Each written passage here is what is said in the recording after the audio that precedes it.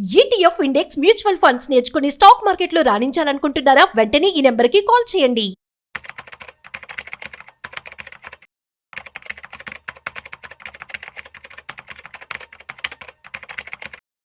అనిల్ గారు, అందరికి credit cards అంటే చాలా భయము. అట్ ద సేమ్ టైం దానికి ఒక అడిక్ట్ అయిపోయి ఉంటారు రియల్గా చెప్పాలి అంటే. అంటే ఎలా ఉంటుందంటే తీసుకునేదాకా తీసుకోండి తీసుకోండి అని మన చుట్టూ పడతారు. తీసుకున్న తర్వాత కట్టండి కట్టండి అని అదొక టార్చర్. ఓకే, తీసుకున్నాక కట్టాలి కాదని చెప్పు, బట్ ఫస్ట్ లో భయంగా వాడుకుంటాం, మితంగా వాడుకుంటాం క్రెడిట్ కార్డ్స్ తీసుకున్నప్పుడు. అది దానికి అలవాటై భయం అనేది పోయి విచ్చలవిడితనం ఎక్కువైపోతుంది. సో నిజంగా క్రెడిట్ కార్డ్స్ ని ఎలా యూజ్ చేసుకోవాలి, నిజంగా దానివల్ల బెనిఫిట్స్ ఉన్నాయా, దాన్ని ఎలా మిస్యూజ్ చేయకూడదు? ఓకే, మంచి కాన్సెప్ట్ అండి. క్రెడిట్ కార్డ్స్ అనేది ఒక రకంగా గ్యాస్ సిలిండర్లా చెప్పొచ్చు, లేకపోతే కరెంట్లా చెప్పొచ్చు. జాగ్రత్తగా యూజ్ చేసుకుంటే మీకు చాలా యూస్ఫుల్, రాంగ్గా యూజ్ చేసుకుంటే బ్లాస్ట్ అవుతుంది. సూపర్.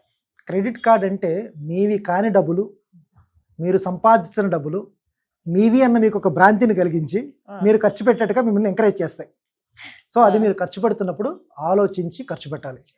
మన ఇన్కమ్ ఇంత, నేను ఇంత ఖర్చు పెడుతున్నాను, రేపు బిల్లు వచ్చినప్పుడు నేను కట్టే పరిస్థితిలో ఉన్నానా లేనా, అది ఆ కాన్ఫిడెన్స్ ఉన్నప్పుడే ఖర్చు పెట్టాలి. కానీ లేకపోతే అది ఖర్చు పెట్టడం మంచిది కాదు.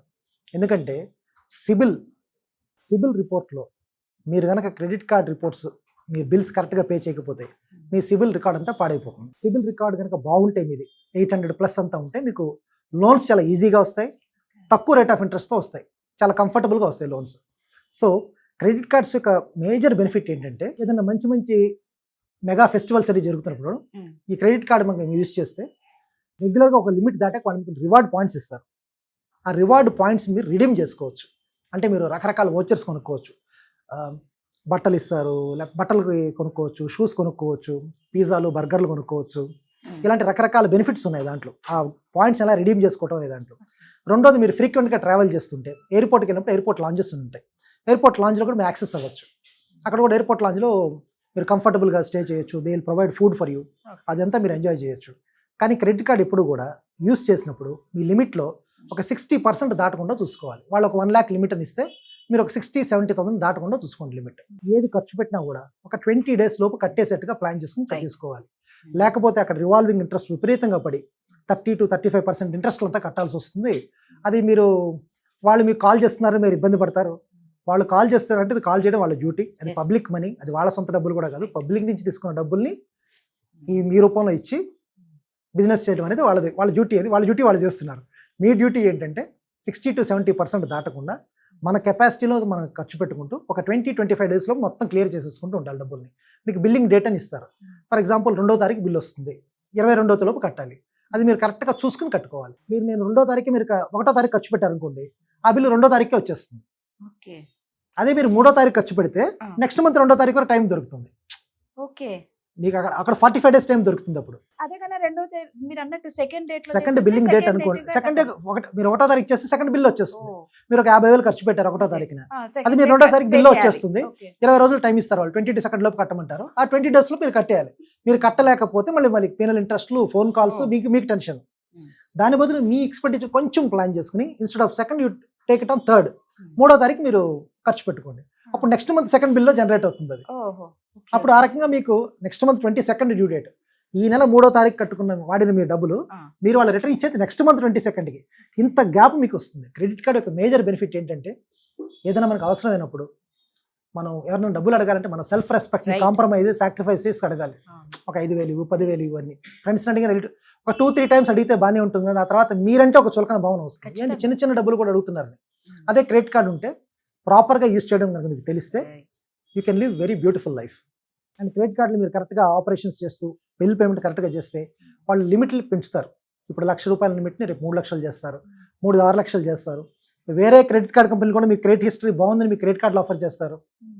ఫ్యూచర్లో అంతా కూడా మనకి కొత్త డిజిటల్ ప్రోడక్ట్స్ రాబోతున్నాయి. Lot of fintech companies are going to enter the market.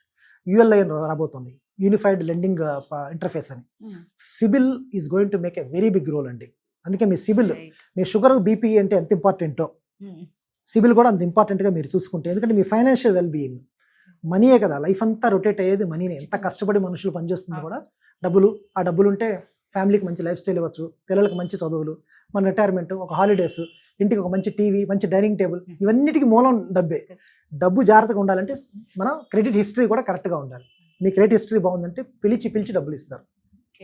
అందుకోసం మీరు జాగ్రత్తగా వాడుకోవాలి క్రెడిట్ కార్డ్స్ వాడుతున్నప్పుడు, లేకపోతే పేలుతాయి అవి. నిజంగానే సిలిండర్ లాగా బాగా కంపేర్ చేశారు. రైట్. నిజంగా ఏంటంటే ప్రతి దాని వల్ల యూజ్ ఉంటుంది, బెనిఫిట్స్ ఉంటాయి, లాసెస్ ఉంటాయి. మనం తీసుకోవాల్సిన ఆ బెనిఫిట్స్నే తీసుకోవాలి. ఏదో ఉంది కదా అని గీకుతూ వెళ్ళిన చోట అంతా కనిపించిన చోట అంతా గీకుతుంటే నెక్స్ట్ మనం అది కట్టలేకపోతేనే ఇలాంటి ప్రాబ్లమ్స్ ఫేస్ చేస్తూ ఉంటాం. అది ఎలా వాడుకోవడం అనేది ఒక స్మార్ట్ గా ఆలోచించి దాన్ని వాడుకుంటే మాత్రం అది మీకు ఒక ఫ్యామిలీ మెంబర్ అయిపోతుందేమో. Very true. మీ అవసరానికి ఖచ్చితంగా ఉపయోగపడేది. కరెక్ట్. అవసరానికి ఖచ్చితంగా ఫ్రెండ్ ఉపయోగపడుతుంది. In need is a friend indeed అంటారు కదా, credit card is a friend in need అవుతుంది మీకు. చూడండి, నిజంగా మనం భయపడుతూ ఉంటాం క్రెడిట్ కార్డ్ అని. చాలా మంది ఏంటంటే ఇన్ని కార్డ్స్ పెట్టుకొని తిరుగుతూ ఉంటారండి. అదైతే ఇంకా ఇంకోటి, ఆ కార్డులు ఎవరు పడితే వాళ్ళకి ఇవ్వకండి. ఆ కార్డుల మీద వాళ్ళు స్పెండ్ చేసి వాళ్ళు కట్టకపోతే మీ రికార్డు పాడవుతుంది, రికవరీకి మీ ఇంటికే వస్తారు, వాళ్ళ ఇంటికి వెళ్ళరు. కరెక్టే కదా. ఎందుకంటే రికార్డు అంతా మీ పేరు మీద ఉంది. సో క్రెడిట్ కార్డులు దయచేసి ఎవరికి ఇవ్వద్దు, మీ పిన్నులు ఎవరికి షేర్ చేయొద్దు.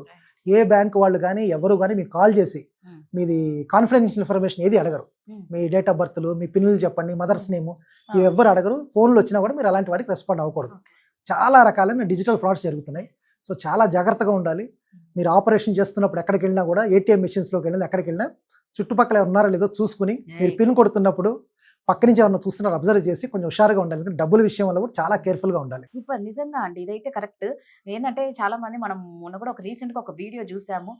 మొబైల్లో పడిపోయి పాపం ఆయన వెనకాల ఎవరు ఉన్నారో కూడా చూడకుండా చక్కగా ఏటీఎం కార్డుకి వెళ్ళి పిన్ నొక్కేస్తున్నాడు. వెనకాల ఆయన అన్ని చూశాడు, చక్కగా ఆయన ఫోన్ చూసుకుంటున్నాడు. కార్డు తీశాడు, రాలేదని ఆ పక్కన ఆయన హెల్ప్ చేసి ఈయన కార్డు ఆయన తీసుకొని ఆయన కార్డు ఈయనకి ఇచ్చి వెళ్ళిపోయి 26,000 అయ్యో అయిపోయింది.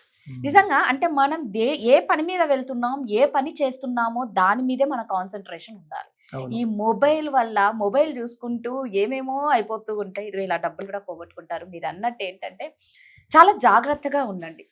పెన్ నెంబర్ ఎవరికి షేర్ చేయాలి. మీరు చెప్పినప్పుడు ఒక మాట చెప్తాను మేడం. చాలా మంది వెబ్సైట్లలో కూడా రకరకాలైన ఫేక్ వెబ్సైట్స్ కొట్టేస్తుంటారు. క్లిక్ చేస్తూ ఏదో పని చేసుకుంటూ మొబైల్లో టక్మని కొట్టేస్తారు.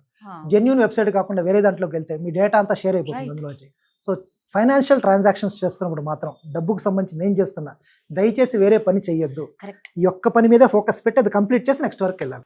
ప్రతి ఒక్కరు తెలుసుకోండి. చిన్న చిన్న పొరపాట్ల వల్ల పెద్ద పెద్ద బాధలు పడాల్సి వస్తుంది, డబ్బులు పోగొట్టుకోవాల్సి వస్తుంది. థ్యాంక్ యూ అండి. నమస్తే అమ్మా.